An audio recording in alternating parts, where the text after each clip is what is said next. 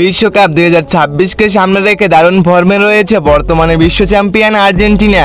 সম্প্রতি তারা প্রস্তুতি ম্যাচে হন্ডুরাসকে 2-0 গোলের ব্যবধানে হারিয়েছে এবং আইসল্যান্ডের বিপক্ষে ভালো পারফরম্যান্স দেখিয়েছে। এখন সবার মনে একটাই প্রশ্ন, আর্জেন্টিনার পরবর্তী ম্যাচ কবে এবং কাদের সাথে খেলা? সর্বশেষ সূচি অনুযায়ী আর্জেন্টিনার পরবর্তী অফিসিয়াল ম্যাচ অনুষ্ঠিত হবে 16 জুন 2026।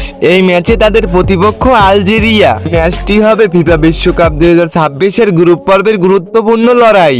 আর্জেন্টিনা টিম এই ম্যাচে জয় দিয়ে বিশ্বকাপ অভিযান শুরু করতে চাইবে। কোচ লিওনেল স্কলোনির অধীনে আর্জেন্টিনা বর্তমানে বিশ্বের অন্যতম শক্তিশালী দল হিসেবে বিবেচিত হচ্ছে। দলে রয়েছে বিশ্বমানের তারকা ফুটবলার যেমন Lionel Messi, Lautaro Martinez, Rodrigo De পল।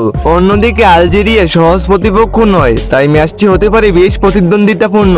আফ্রিকার অন্যতম শক্তিশালী ফুটবল দল আলজেরিয়ার বড় তারকা হলেন রিয়াদ মাহরেজ। তিনি দীর্ঘদিন ধরে দলের অধিনায়ক এবং আক্রমণ ভাগের মূল ভরসা।